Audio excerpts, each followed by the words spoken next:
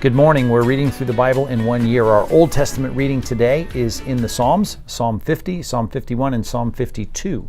Psalm 50 is a psalm of Asaph, and he speaks of the kind of hypocrisy of the worshipers that are bringing their sacrifices to God, and yet they are not living in concert with what God has said. They purposefully cast his words behind them, as it says. What a great image of just not liking parts of the Bible and just kind of throwing it over our shoulder and moving on. And God reveals something so insightful here. He says that in my silence, in response to your bad behavior, even though I was clear about what it should and should not be, your behavior, he says you considered or you thought or you imagined that I was altogether like you. And that's how people are. They shape their view of God. We make, as so many have said, we make God in our own image, when in fact God has made us in his image. And people say, and we've returned the favor by kind of shaping God however we'd like. It reminds me of that process of picking which parts of the Bible we think are true based on what we feel like is appropriate for God to say. It's absurd. We have to let God speak and let his word speak, and we accept it and embrace it for what it is, what it communicates to us, even the parts that we don't like. We cannot suppress it. We can't excise parts that we don't like. We can't tailor it to our own liking. And speaking of people who realize that, Psalm 51, the Psalm of David, when he, in his sin, was confronted by Nathan and was able to just pour out his heart before God here, and one of the most famous penitent psalms, much like Psalm 32, this Psalm 51 is a great psalm for us to go to when we think about the conviction of sin, when we feel that conviction of sin and coming honestly before God and asking for his mercy and confessing our sin before him. It's a classic, and it's an important one for us to repeatedly get back to in our own personal lives as we're convicted and reach a place of repentance and confession about specific sins.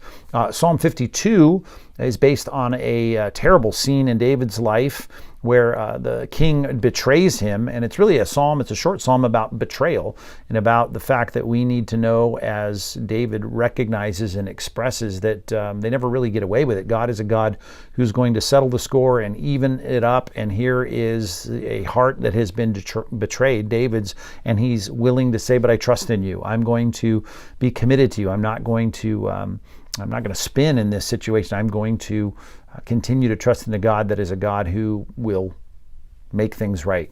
So another good psalm, as short as it is. Our New Testament reading is in Acts 27, and in Acts 27, the first half of this chapter, we're going to look at Paul in the voyage to Rome. Remember, he's appealed to Caesar, so he's going to go to Caesar, and it's terrible storm that takes place, and Paul, the teacher, the rabbi, the New Testament evangelist, is now giving advice to the sailors. What a strange thing that must have been, and they didn't take it well at first, obviously, because why listen to Paul? And yet the storm grows really bad, and they start jettisoning the cargo, that's a hard word to say, and try to lighten the load. The ship's going to break apart, and then an angel, it says, appears to God's apostle and says, be encouraged, don't worry, you're going to make it. You're going to go and speak and testify before Caesar. So Paul has that extra special kind of affirmation that God was going to carry out his purpose in his life very specifically.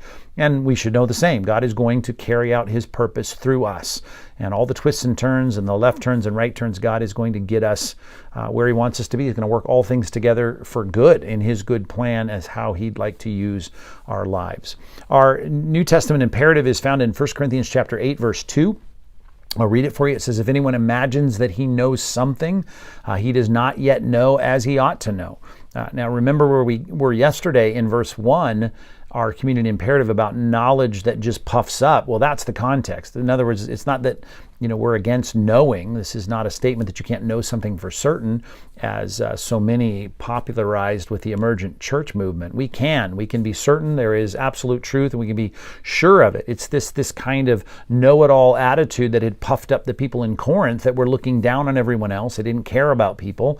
They didn't quite know like they should have known, because they should know that knowledge should be channeled through love. But I put it this way, since the specific statement here is about knowledge and thinking that we know it all, basically, is the way we would put it in our modern language, our idiom, that, that someone acts like a know-it-all. I've said, just don't act like a know-it-all. Of course, this is a community imperative because we like to do that, or we're tempted to, at least with other people. We want to act like a know-it-all. Doesn't mean you don't have answers, doesn't mean you can't speak affirmatively or emphatically about a topic. It just means that you can't go around with this sense that you got all the knowledge you need to have. And that is not an appropriate attitude, an arrogant attitude that the world may have, and we just can't have it. You can't have it. You need to have a humility about your knowledge. Doesn't mean that you can't know something for certain, but it means that you have to have a kind of love that builds people up, a kind of knowledge, rather, that builds people up, because it is a knowledge that is applied through love. So don't act like a know-it-all. There's your community imperative for the day,